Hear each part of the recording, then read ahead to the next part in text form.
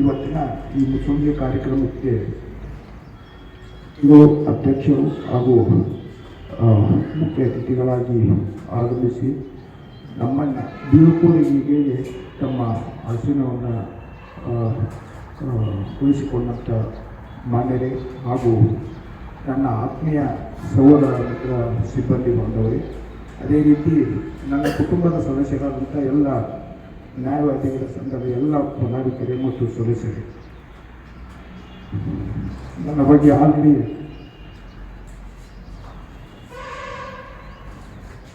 Yediyur sir ಅವರು ವಿಸ್ತಾರವಾಗಿ ಹೇಳಿದ್ದಾರೆ. ಪ್ರಾಸ್ತಾವಿಕ ಭಾಷಣವನ್ನು ನಾನು ನಡೆಸಿದ ಹೆಚ್ಚಾಗಿ ಒಂದೇ ಒಂದು ಕಳೆದ 4 ವರ್ಷಗಳಿಂದ ನನ್ನ ಮೈಸೂರ ಈ ನ್ಯಾಯಾಲಯ ಶ್ರೇಷ್ಠ ಅನ್ನುವಂಥ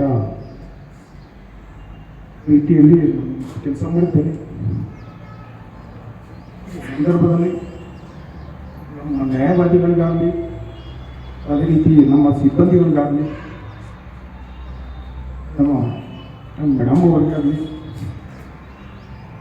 ಯಾವುದೇ ಥರದಿಂದ ಭಿನ್ನಾಭಿಪ್ರಾಯವಿಲ್ಲದೆ ನನ್ನ ಆತ್ಮಸಾಕ್ಷಿಯಿಂದ, ಲಕ್ಷ್ಮೀ ಮೇಡಮ್ ಅವರಿಗಾಗೆ ನನ್ನ ಆತ್ಮಸಾಕ್ಷಿಯಿಂದ ನನ್ನ ಮನೆ ಸುಳ್ಳು ಅಂತ ತಿಳ್ಕೊಂಡು ನಾನು ಕೆಲಸ ಮಾಡಿದ್ದೀನಿ. ಈ ಸಂದರ್ಭದಲ್ಲಿ ತಮಗೆ ನಾನೇನಾದರೂ ನನ್ನ ಸೌಂಡ್ ಆಲ್ರೆಡಿ ಹೇಳಿದರು, ಸರ್ ಹೇಳಿದರು, ವಿ ಕೆ ಪಾಟೀಲ್ ಸರು ಅಲ್ಲಿ ರೋಡ್ ಎಲ್ಲಿ ಪೂಲ್ನಲ್ಲಿದ್ದಾಗ ನನ್ನ ಸೌಂಡ್ ಕೇಳಿಸ್ತಾ ಇತ್ತು ಅಂತೇಳಿ.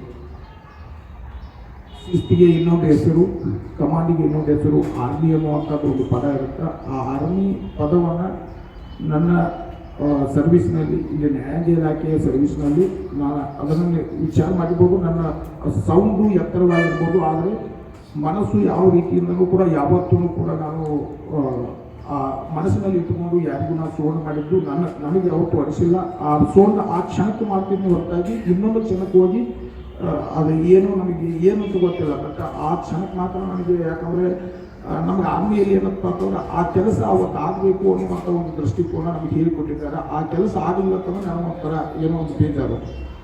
ಸರಿಸುಮಾರು 4 ವರ್ಷಗಳಿಂದ ನನ್ನ ಆತ್ಮೀಯ ಸಹೋದರ ಸ್ಥಾನದಲ್ಲಿರ್ತಂಥ ಎಲ್ಲ ನ್ಯಾಯವಾದಿಗಳು, ಅದೇ ರೀತಿ ನನ್ನ ಸಿಬ್ಬಂದಿಗಳು, ನನ್ನ ಜೊತೆ ಇದ್ದಂಥ ಈಗ ಎಷ್ಟೋ ಜನ ಹೋದರು. ಈಗ ಕೊನೆಯದಾಗಿ ಹೋದವರು ನಾನು, ಅಪ್ಪು ನಾಯ್ಕು ಮತ್ತು ಮುಪ್ಗಾರ ಶ್ರೀಧರ. ಇನ್ನು ನಮ್ಮ ಹಿಂದಿಂದ ಬಂದಂಥ 2 ಮಾತ್ರ ಇದ್ದಾರೆ. ಒಂದು ರಾಜಶೇಖರ್ ಸರು, ಇನ್ನೊಂದು ದೀಪಾ ಮೇಡಮ್ ಇದ್ದಾರೆ. ಸೊ ಅವಾಗ ಹೋದಾಗಂತೂ ಈಗಿದ್ದಾಗ ಇತ್ತು. ನಾವು ಕೂಡ ಈಗ ಯಾಕಂದ್ರೆ ನಾನು ಒಂದು ಸ್ವಲ್ಪ, ನೀವು ಏನು ತಪ್ಪು ತಿಳ್ಕೊಂಡು ಪರವಾಗಿಲ್ಲ, ನಾನು ಒಂದು ಸ್ವಲ್ಪ ಹೆಣ್ಣುಗಂಡಿನ ವಿಷಯ. ಯಾಕಂದರೆ ಕಳೆದ 4 ವರ್ಷಗಳಿಂದ ನೋಡ್ತಾ ಇದ್ರೆ ನಮ್ಮ ಕೋರ್ಟ್ ಸ್ಟಾಫ್ನಲ್ಲಿ ಅತಿ ಹೆಚ್ಚು ಹೆಣ್ಣುಮಕ್ಕಳಿದ್ರು. ಇತ್ತೀಚೆಗೆ ಈ ಗಂಡು ಮಕ್ಕಳು ಜಾಸ್ತಿ ಆಗಿದ್ದಾರೆ. ಅತಿ ಹೆಚ್ಚು ಹೆಣ್ಮಕ್ಳಿದ್ರು. ನಾವು 7 ಜನ 2 ಜನ ಅಷ್ಟೇ ಇದ್ದೀವಿ. ಅತಿ ಹೆಚ್ಚು ಹೆಣ್ಮಕ್ಳಿದ್ರು. ಯಾಕಂದರೆ ಅಲ್ಲಿ APMC ಸ್ಥಳದಲ್ಲಿ ಹೆಣ್ಣು ಮಕ್ಕಳಿಗೆ ಅಷ್ಟೊಂದು ರಕ್ಷಣೆ ಇಲ್ಲ ಅನ್ನುವಂಥದ್ದು ನಮ್ಗೆ. ಯಾಕಂದರೆ ಈ ಮೇಡಮ್ ಅವರು ಬರೋಕ್ಕಿಂತ ಮುಂಚೆ ಸುರೇಶ್ ಎಸ್.ಎನ್. ಸಾಹೇಬ್ರಿದ್ರು. ಯಾಕಂದರೆ ನಾನು ನ್ಯಾಯಾಂಗ ಇಲಾಖೆ ಅಂದ್ರೆ ಏನು ಗೊತ್ತಿಲ್ಲ. ನಮ್ಮ ಜೀವನದಾಗ ನಾನು 2 ಗುರಿ ಇಟ್ಕೊಂಡಿದ್ದೆ. ಒಂದು ನ್ಯಾಯಾಂಗ ಇಲಾಖೆ, ಇನ್ನೊಂದು ಪೊಲೀಸ್ ಸ್ಟೇಷನ್. ನಾನು ಯಾವತ್ತೂ ಕೂಡ ಮೆಟ್ಟಿಲು ಏರಬಾರ್ದು. ಯಾಕಂದ್ರೆ ನಾನು ಡಿಸಿಪ್ಲಿನ್ ಪರ್ಸನ್ ಆಗಿ ನನ್ನ ಮನೆಯಲ್ಲಿ ನನ್ನ ಕುಟುಂಬವನ್ನು ನೋಡ್ಕೊಂಡು ಇರಬೇಕು ಅಂತ ಬಂದವನು. ಬಟ್ ನನ್ನ ಕಿಸ್ಮತ್ ಖರಾಬ. ಈ ನ್ಯಾಯಾಂಗ ಇಲಾಖೆಗೆ ಬಂದೆ. ನ್ಯಾಯಾಂಗ ಇಲಾಖೆಯನ್ನು ನನ್ನ ಮನೆ ತನಕ ನೋಡ್ಕೊಂಡೆ. ಈ ಸಂದರ್ಭದಲ್ಲಿ ಯಾವ್ದು ಬೇಡ ಅಂದಿದೆ ಅದನ್ನು ಪಡ್ಕೊಂಡೆ. ಬಟ್ ಅಚಾನಕ್ಕಾಗಿ ಇಲ್ಲಿ ಸಿಕ್ಕಂಥ ಪ್ರೀತಿ ನಮ್ಮ ಸಿಬ್ಬಂದಿಗಳಲ್ಲಿ, ನಮ್ಮ ನ್ಯಾಯವಾದಿಗಳಾಗಲಿ ಇಲ್ಲಿ ಕೊಡ್ತಕ್ಕಂಥ ನಮ್ಮ ಪ್ರೀತಿ, ನೀವು ಮನಸ್ಸಿನಲ್ಲಿ ಏನು ಬೇಕಾದ್ರೆ ಅಂದ್ಕೊಳ್ಳಿ. ಈಗ ಎಷ್ಟೊಂದು ಜನ ಈಗ ಬಂದು ಪೋಸ್ಟಿಂಗ್ ಆಗಿಬಿಟ್ಟಿದ್ದಾರೆ. ಆದರೆ ಅವರಿಗೆ ತೋರಿಸಿರುವಂಥ ಪ್ರೀತಿ ಇವತ್ತಿನ ದಿವಸ ನಾನು ಅಚಾನಕ್ಕಾಗಿ ಈಗ ಅಪ್ಪನ ಕೇಳಿದ ಮಧ್ಯಂತರ ವರ್ಗಾವಣೆ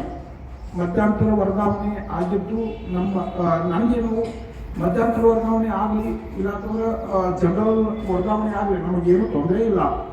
ಬಟ್ ದುಡಿಯುವಂಥ ಸ್ಥಳದಲ್ಲಿ ಒಂದು ಜಾಗದಾಗ ನಾವು ದುಡಿತಾ ಇರ್ತೀವಿ ಅಂತಂದರೆ ನಮ್ಮ ದುಡಿಮೆಯಲ್ಲಿ ಏನೋ ನಾವು ಕಮ್ಜೋರಿ ಮಾಡಿದ್ವಿ ಅನ್ನಲ್ಲ. ನಮ್ಮ ಸ್ವಾರ್ಥಕ್ಕಾಗಿ ನಾವು ಏನೋ ದುಡಿದಿವಿ ಅನ್ನಲ್ಲ. ಏನೋ ಆ ಸ್ವಾರ್ಥದ ಫಲ ಸಿಕ್ತು ಅಂತೇಳಿ ಬೇಕಾದ್ರೆ ಬಾಕಿದವ್ರಿಗೆ ಏನು ಅನ್ನಿಸ್ತು ಅಂತ ಗೊತ್ತಿಲ್ಲ. ಬಟ್ ನನಗೆ ನನ್ನ ಆನಸ್ತಿ ನನಗೆ ಮುಳ್ಳಾಯಿತು. ಅನ್ನುವಂಥದ್ದು ಇರಬೇಕಾಗಿದೆ. ಪರವಾಗಿಲ್ಲ, ಭಗವಂತ ನನಗೆ ಉದ್ಯೋಗ ಮಾಡಿ ಕೊಟ್ಟಿದ್ದಾನೆ. ಆ್ಯಕ್ಚುಲಿ ನಾನು ಡ್ಯೂಟಿ ಒಳ್ಳೆ ಅಂತಿದ್ದೆ, ಮತ್ತು ಇಲ್ಲಿ ಹಿರಿಯ ನ್ಯಾಯವಾದಿಗಳಾಗಿರ್ಬೋದು, ನಮ್ಮ ಮೇಡಮ್ ಆಗಿರ್ಬೋದು, ನಮ್ಮ ಹಿರಿಯ ಸಿಬ್ಬಂದಿಗಳಾದಂಥ ಸುರೇಶ್ವರ ಸರ್ ಇಬ್ಬರು ಆಗಿರ್ಬೋದು, ಇಲ್ಲಿ ಎಲ್ಲರೂ ಒತ್ತಾಯದ ಮೇರೆಗೆ ನಾನು ಮುಂದಿನ ನ್ಯಾಯಾಲಯಕ್ಕೆ ಮಾನ್ಯ ಗೌರವಾನ್ವಿತ CJM ಕೋರ್ಟ್ ಬೆಳಗಾವಿಗೆ ವರ್ಗಾವಣೆ ಆಗ್ತಾ ಇದ್ದೀನಿ. ನಿಮ್ಮೆಲ್ಲರ ಮಾತುಗಳನ್ನು ಮೀರದಗೋಸ್ಕರ ನಾವು ಹೋಗಿ ಜಾಯಿನ್ ಆಗ್ತಾ ಇದ್ದೀನಿ. ಬಟ್ ಮುಂದಿನ ನಿರ್ಧಾರ ಅದು ನನಗೆ ಬಿಟ್ಟಿದೆ. ಯಾಕಂದರೆ ಮೇಡಮ್ ಅವ್ರು ಹೇಳಿದ್ರು, ನನ್ನ ಹತ್ರ ನೀವು ರಿಸರ್ವೇಷನ್ ಲೆಟರ್ನ ಕೊಡಕ್ಕೆ ಹೋಗಬೇಡ, ನೀನು ಮುಂದೆ ಕೊಟ್ಕೊ ಅಂತ ಹೇಳಿದ್ದಾರೆ. ಅವರ ಒಂದು ಮಾತು ಮುಗಿಬೇಕಾಗಿ ನಾನು ಹೋಗಿ ಜಾಯಿನ್ ಆಗ್ತಾ ಇದ್ದೀನಿ. ಮುಂದಿನ ನಿರ್ಧಾರ ಭಗವಂತ.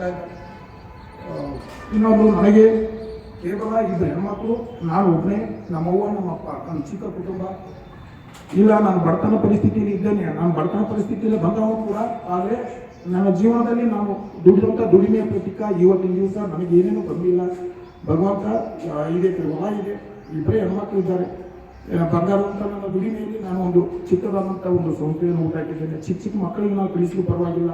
ನಾನಾಯಿತು, ನನ್ನ ಮಕ್ಕಳಾಯಿತು, ನನ್ನ ತಂದೆ ತಾಯಿಗಳಾಯಿತು. ನಾವು ಯಾಕಂದರೆ ತಾತ್ಕಾಲಿಕ ಅಕಾಲಿಕ ಮರಣದಿಂದ ನನ್ನ ತಮ್ಮನ ಒಂದು ಸಾವಿನಿಂದ ನನ್ನ ದೇಶ ಪ್ರೇಮವನ್ನು, ನನ್ನ ದೇಶಕ್ಕಾಗಿ ಸೇವೆ ಸಲ್ಲಿಸಬೇಕು ಅಂತ ಹೋದಂಥ ನನ್ನ ಸೇವೆಯನ್ನು ಮೊಟಕುಗೊಳಿಸಿ ಇದ್ದೂರಲ್ಲಿ ಇಟ್ಟುಕೊಂಡು ನನ್ನ ತಂದೆ ತಾಯಿಗಳನ್ನು ನೋಡ್ಕೋಬೇಕು, ನನ್ನ ಕುಟುಂಬವನ್ನು ನೋಡ್ಕೋಬೇಕು. ನನ್ನ ತಂದೆ ತಾಯಿಗಳು ನಾನು ಸಾಯುವವರೆಗೆ ನನಗೆ ಅನ್ನ ಹಾಕಿ ನಾನು ಬಯಸು ಇಲ್ಲ. ನಾನು ಬಡತನ ಪರಿಸ್ಥಿತಿಯಲ್ಲಿ ಇದ್ದೇನೆ, ನಾನು ಬಡತನ ಪರಿಸ್ಥಿತಿಯಲ್ಲಿ ಬಂದವನು ಕೂಡ. ಆದರೆ ನನ್ನ ಜೀವನದಲ್ಲಿ ನಾನು ದುಡಿದಂಥ ದುಡಿಮೆಯ ಪ್ರತೀಕ ಇವತ್ತಿನ ದಿವಸ ನನಗೆ ಏನೇನು ಬಂದಿಲ್ಲ. ಭಗವಂತ ಇದೆ, ಹೊಲ ಇದೆ, ಇಬ್ಬರೇ ಹೆಣ್ಮಕ್ಳು ಇದ್ದಾರೆ. ಬಂಗಾರದಂಥ ನನ್ನ ದುಡಿಮೆಯಲ್ಲಿ ನಾನು ಒಂದು ಚಿಕ್ಕದಾದಂಥ